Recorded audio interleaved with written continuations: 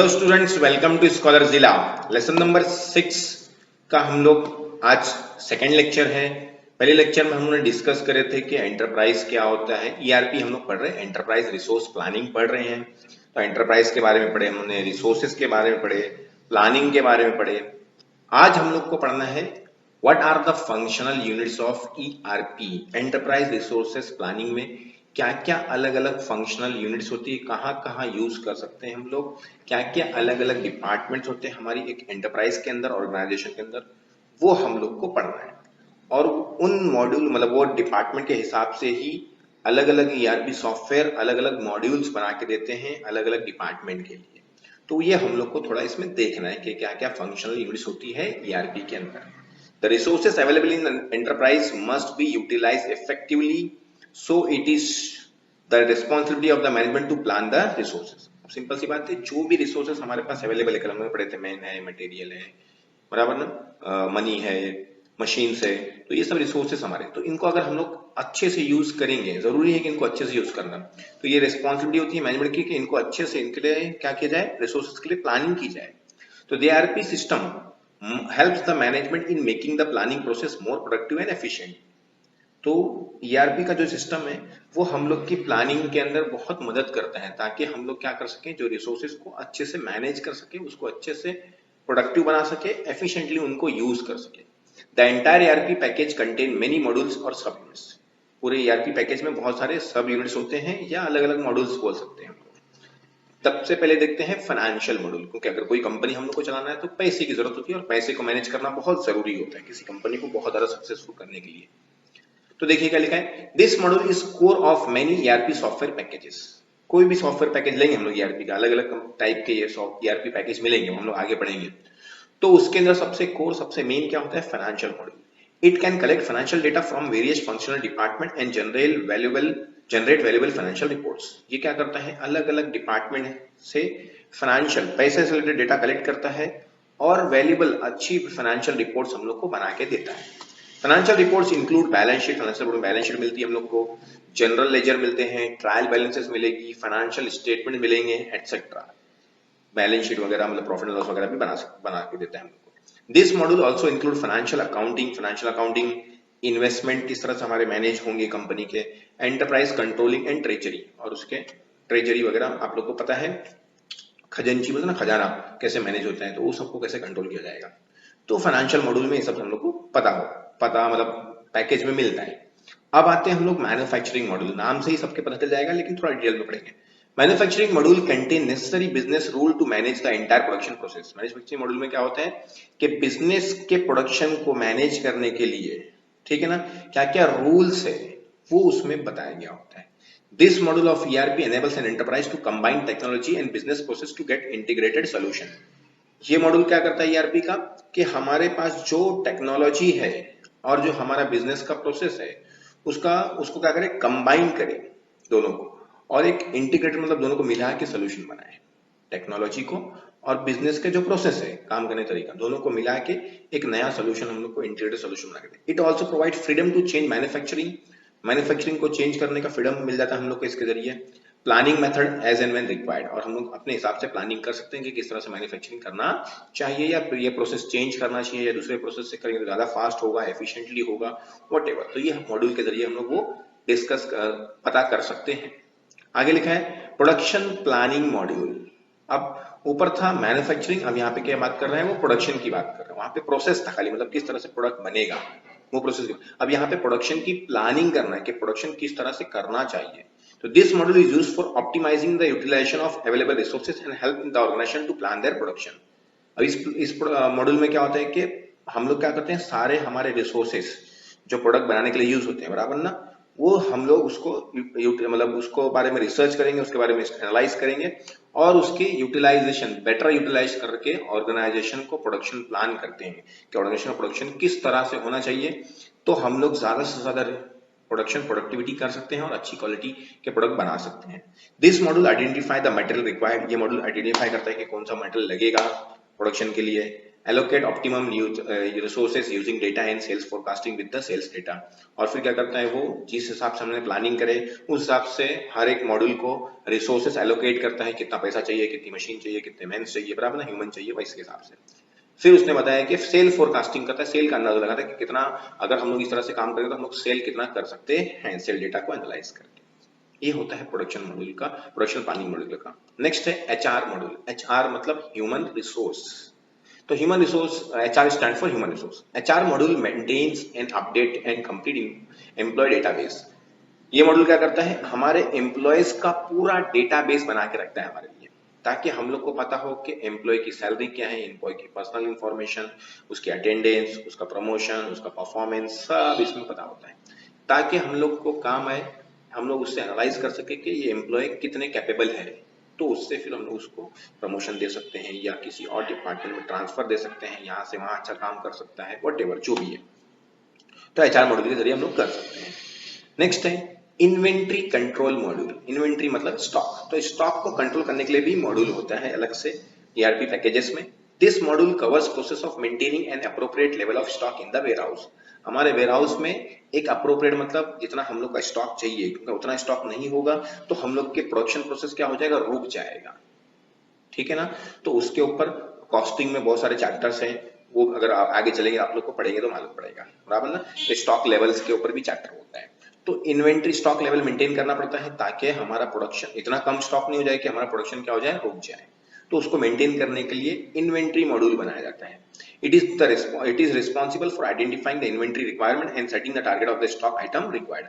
और इससे क्या करता है, इन्वेंट्री रिक्वायरमेंट पता करता है ये मॉड्यूल, और हम लोग को बताता है, टारगेट रखता है कि इतना कम से कम स्टॉक होना चाहिए, ठीक है। और अगर उससे कम होता है तो हम लोग को क्या बोलते हैं, इन्फॉर्म कर देगा कि आपका स्टॉक कम हो रहा है, आप तो मंगा लीजिए, ठीक है। चलिए purchasing module. Purchase module helps to generate purchase order. इसमें ज्यादा टेंशन रहता है। परचेसिंग मॉड्यूल क्या करता है, हम लोग को पीओ जनरेट करने में मदद करता है। मतलब हम लोग कुछ प्रोडक्ट रॉ मटेरियल मंगाने का, कच्चा माल मंगाना है, तो हम लोग यहाँ से बैठे बैठे सिस्टम में डालेंगे तो फटाफट क्या हो जाएगा मॉड्यूल, और ये मॉड्यूल क्या करेगा, हम लोग को परचेस ऑर्डर जनरेट कर लेगा, ठीक है ना। एंड बिलिंग, और फिर बिलिंग के बारे में बताया। It is closely connected with the inventory, finance, production and planning module.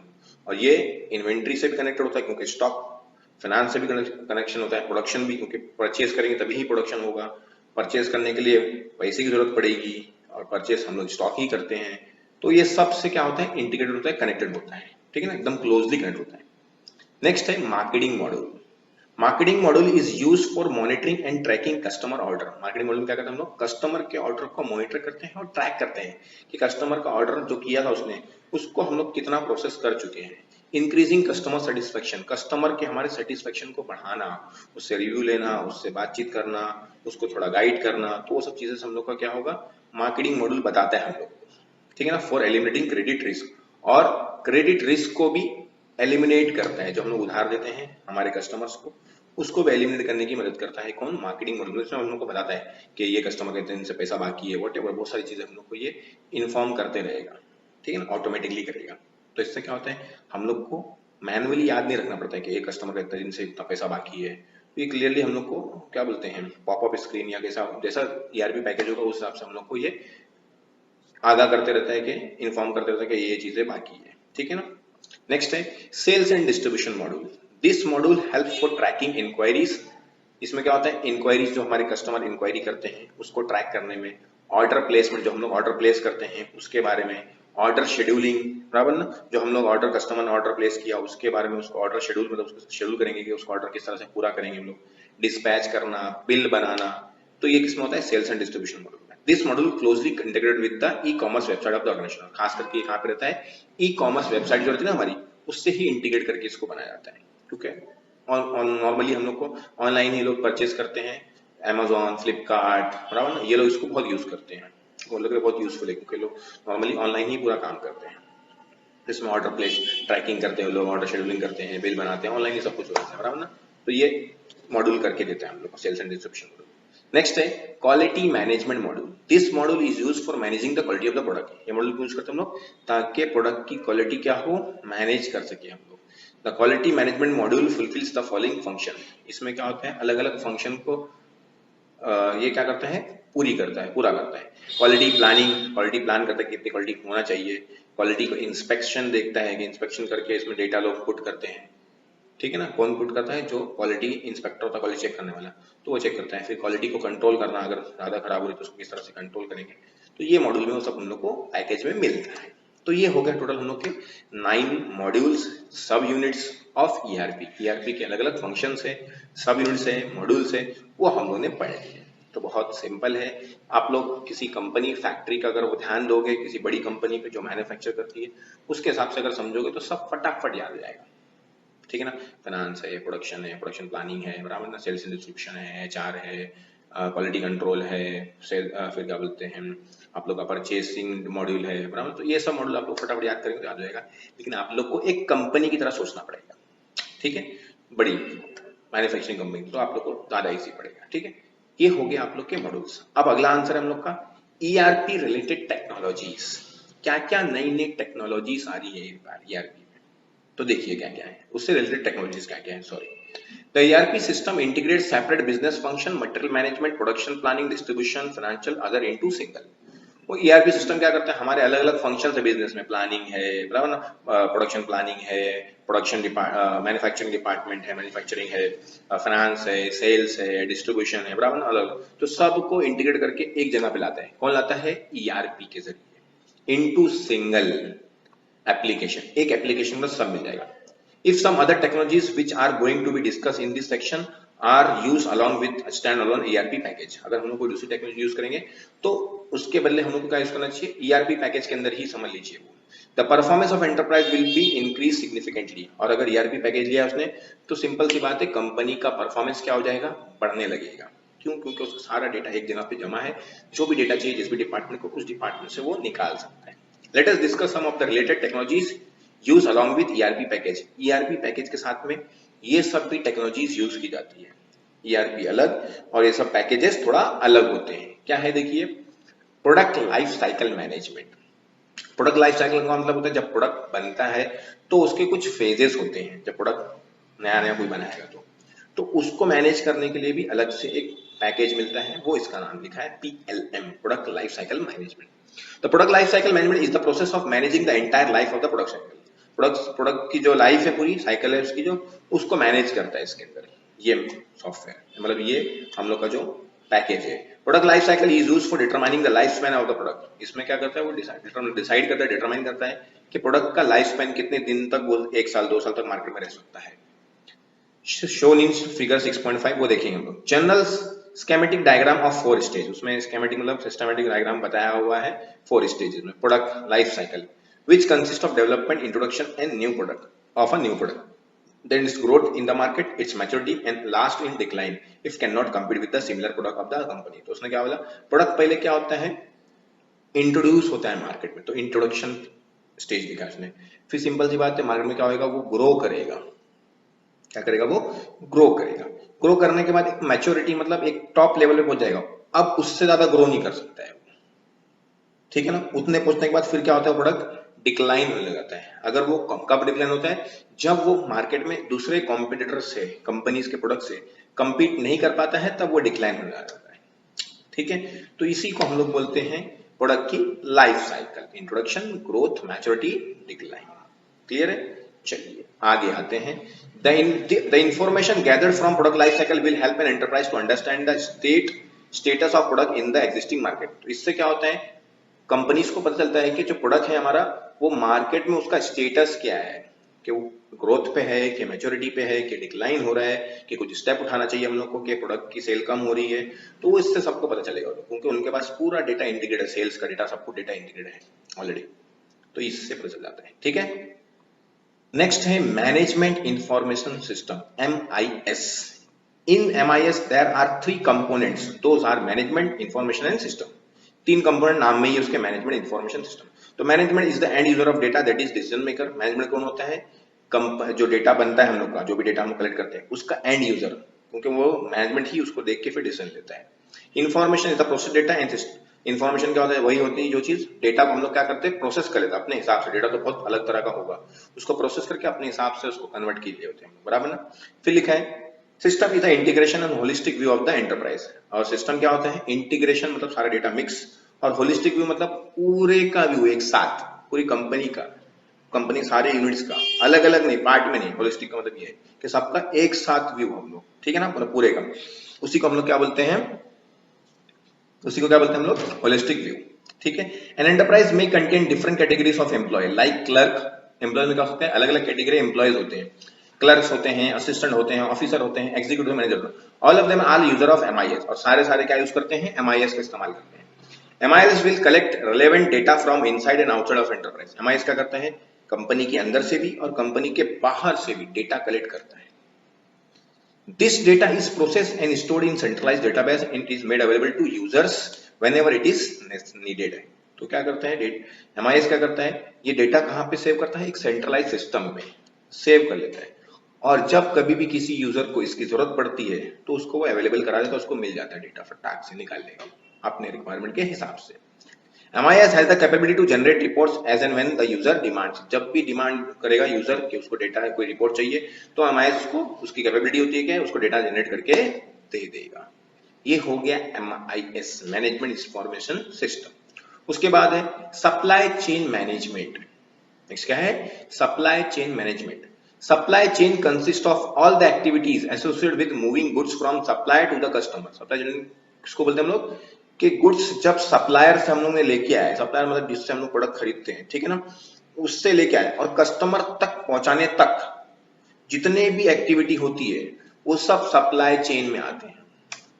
Customer मतलब सप्लायर से प्रोडक्ट खरीद के लाए और कस्टमर तक पहुंचाने तक, ठीक है ना, वहां से टेम्पो से लेके आए, क्या बोलते हैं उसको, सेल करे, बिल करे, पैकिंग करे, वो सब किस में आएगा? सप्लाई चेन मैनेजमेंट में आएगा, ठीक है ना।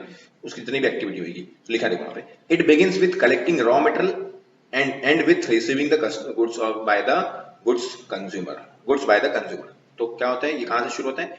रॉ मटेरियल, अगर फैक्ट्री हम लोग की तो रॉ मटेरियल, कच्चा माल कलेक्ट करने से लेके जब तक प्रोडक्ट कस्टमर को डिलीवर नहीं हो जाएगा, पूरा प्रोसेस के बीच में जितनी भी चीज आएंगी वो सब किस में आएगा? Supply chain management.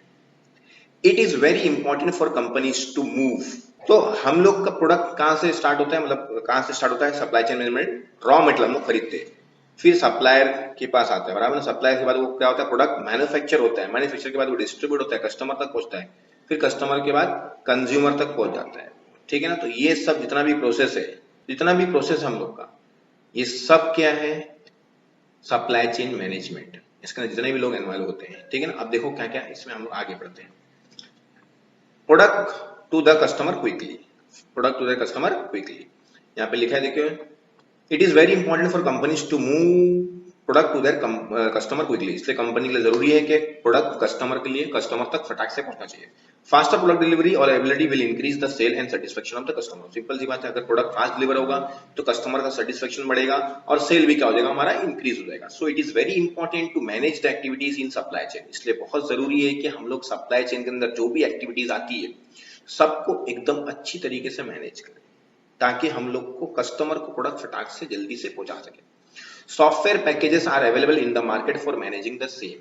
और ऐसे प्रोडक्ट सप्लाई चेन मैनेजमेंट को मैनेज करने के लिए सप्लाई चेन को अलग अलग सॉफ्टवेयर पैकेजेस अवेलेबल होते हैं मार्केट में। नेक्स्ट है customer relationship management, CRM। CRM is term applied to the process implemented by a company to handle its contact with customers।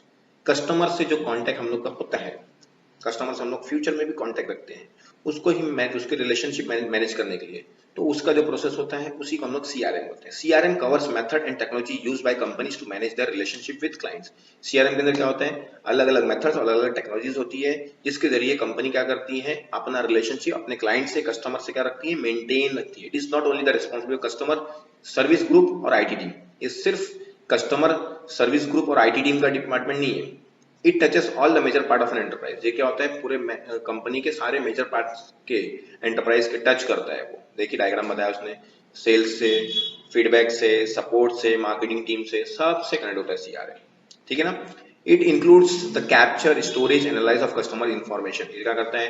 Capture करना, स्टोर करना, या फिर उस डेटा को एनालाइज करना कस्टमर की इंफॉर्मेशन की। फिर the data gather as part of CRM must consider customer privacy and data security, और जो डेटा हम लोग गैदर करते हैं सीआरएम के अंदर वो भी ध्यान रखना चाहिए कि कस्टमर की प्राइवेसी को ध्यान में रखते हुए डेटा को सिक्योर रखना चाहिए, नहीं केवल डेटा बेच देना चाहिए। बड़ी कंपनी उसको कंपनी के खिलाफ बहुत सारे क्या बोलते हैं केस हुए हैं कि उन्होंने डेटा क्या करे सेल कर दिया। Customer want to assure that data is not shared with third parties without their consent, और कस्टमर को एश्योरेंस होना चाहिए कि उसका डेटा उसके बगैर बोले किसी और थर्ड पार्टी से शेयर नहीं हो रहा है। And not accessible illegally by the third parties, या तो किसी और थर्ड पार्टी उसको इलीगली एक्सेस मतलब यूज नहीं कर रहा उसका data. Customer also want that data use by companies to provide benefit to, customer ये चाहते हैं कि उनका डेटा यूज करके कंपनी क्या करे उनको बेनिफिट दे। जैसे उनका डेट ऑफ बर्थडे आती है तो वो लोग लिखते हैं कि मतलब भेजते हैं आप लोग को ऑफर वगैरह देते हैं। तो ये सब के जरिए कस्टमर क्या करते हैं, कंपनीज क्या करती हैं अपने कस्टमर से रिलेशनशिप मेंटेन करती है, वो लोग से फीडबैक वगैरह लेती है, ऐसे बहुत सारी चीजें करती है ताकि कस्टमर रिलेशनशिप मेंटेन रहे। ताकि कस्टमर रिलेशन मेंटेन रहेगी तो सिंपल सी बात है, आप कस्टमर कंपनी से जुड़े रहोगे तो आगे भी परचेस करोगे, उसके बारे में अच्छा बोलोगे, whatever. The technology requirement of customer relationship management consists of database to store entire information about the customer and the software for interacting, analyzing and supporting customer। तो टेक्नोलॉजी के लिए जरूरी है हम लोग के मतलब इसके लिए टेक्नोलॉजी की रिक्वायरमेंट पड़ती है कस्टमर सीआरएम के लिए कि डेटाबेस को क्या किया जाए स्टोर किया जाए कस्टमर के सॉफ्टवेयर के जरिए, और फिर उनके जरिए क्या किया जाए कस्टमर से इंटरेक्ट किया जाए, उनका डेटा एनालाइज किया जाए और कस्टमर सपोर्ट प्रोवाइड किया जाए। सॉरी, चलिए last DSS, Decision Support System। Decision support system are interactive computer-based system that aid user in judgment and choice of activity। ये DSS सिस्टम में क्या होता है, इंटरैक्टिव होता है, मतलब यूजर और कंप्यूटर क्या है थोड़ा इंटरैक्टिव तरीके से उससे इन्वॉल्व होगा। कंप्यूटर बेस्ड सिस्टम है जो यूजर को एड करता है, हेल्प करता है जज करने के लिए और फिर डिसीजन लेने के लिए। It is a computer program application that analyse business data and presents it so that user can make business decision more easily। ये कंप्यूटर प्रोग्राम है, एप्लीकेशन सॉफ्टवेयर है जिसमें क्या होता है बिजनेस का डेटा क्या होता है एनालाइज होता है, कंप्यूटर खुद करता है और यूजर को प्रेजेंट करता है, दिखाता है डेटा, और फिर यूजर क्या करता है उस डेटा को देख के अपना डिसीजन लेने की कोशिश करता है। क्लियर है? जैसे एग्जांपल सेल्स का डेटा उसको चाहिए कि मेरे को सेल्स का जो प्राइस है, समझो एक प्रोडक्ट है उसके पास मैगी की कंपनी की बात करूं मैं, तो उसने 10 रुपए उसका प्राइस रखा था, उसने सोचा कि हम लोग प्राइस 2 रुपए कम करेंगे, 20% ऑफ लिखेंगे, बराबर ना, तो 8 रुपए करेंगे हम लोग उसका मतलब 10 से। तो वो कम करने से क्या सेल्स बढ़ेगा कि कस्टमर पे क्या इफेक्ट आएगा, तो वो क्या करेगा उस सिस्टम के अंदर देखेगा कि अगर पिछले टाइम में हमने किसी प्रोडक्ट को और किसी को प्राइस कम करे तो कितना फायदा हुआ था, या कभी और कम करे तो फायदा हुआ था कि नहीं हुआ था, तो वो सब वो चेक करेगा, वो क्या मार्केटिंग बढ़ाना पड़ेगी, तो वो सब उसके जरिए डिसीजन ले सकता है। DSS focus on providing help in analyzing situation rather than providing right information in the form of various types of reports। DSS क्या करता है हम लोग को सिचुएशन को एनालाइज करने में हेल्प करता है, यहाँ पे कोई रिपोर्ट वगैरह ज्यादा बड़ी हम लोग को नहीं देता है। DSS need a strong database management system to provide the support in decision making. Simple सी बात है, DSS के लिए आप लोग को बहुत ज्यादा डेटाबेस सिस्टम चाहिए, डेटाबेस मैनेजमेंट चाहिए, तभी हम लोग डिसीजन ले सकते हो। अगर आपके पास डेटा होएगा ही नहीं कि पिछली बार हम लोगों ने जब प्राइस कम करे तो क्या था, तो फिर आप लोग डिसीजन ले पाओगे क्या, नहीं ले पाओगे। ठीक है, तो DSS के हम लोग का बहुत यूजफुल है, लेकिन इसके लिए हम लोग को बहुत बड़ा डेटाबेस मैनेजमेंट सिस्टम चाहिए। तो उसने लिखा है इनपुट डेटा आप इनपुट करेंगे, डेटाबेस आपका मिले रहेगा, वहां से आपको सॉफ्टवेयर एनालाइज करेगा, खुद अपना एनालाइजिंग करेगा और आपको डिसीजन लेने में मदद करेगा उसको देख के। तो ये हो गया हम लोग का अलग अलग पैकेजेस ERP की जो साथ में आते हैं। तो 2 क्वेश्चन हो गए। वीडियो अच्छा लगा हो तो वीडियो को लाइक करना, कमेंट करना वीडियो पे, और अपने दोस्तों से जरूर शेयर करना। चैनल पे पहली बार आए हैं तो चैनल को सब्सक्राइब जरूर कर लेना, और पूरा वीडियो एंड तक देखा करो हर वीडियो, और चैनल को सब्सक्राइब करने के साथ साथ बेल आइकन जरूर दबा देना ताकि आने वाले वीडियोस आप लोग को मिलते रहें। क्योंकि मैंने जैसा आप लोग को प्रॉमिस किया था कि IT का पूरा सिलेबस मैं इस चैनल पे डालूंगा, तो ऑलमोस्ट फर्स्ट लेसन मैंने कंप्लीट करने की कोशिश कर दिया है, 4th लेसन कंप्लीट कर दिया हूं मैंने, ये 6th लेसन है, 6th लेसन भी ऑलमोस्ट और एक दो लेक्चर लगेंगे उसमें कंप्लीट हो जाएगा। तो आप लोग से रिक्वेस्ट है कि आप लोग अपने दोस्तों से शेयर कीजिए ताकि मुझे ग्रो करने में मदद मिले। आप लोग के सपोर्ट के लिए बहुत बहुत शुक्रिया, वीडियो देखने के लिए बहुत बहुत शुक्रिया। मिलते हैं अगले वीडियो में।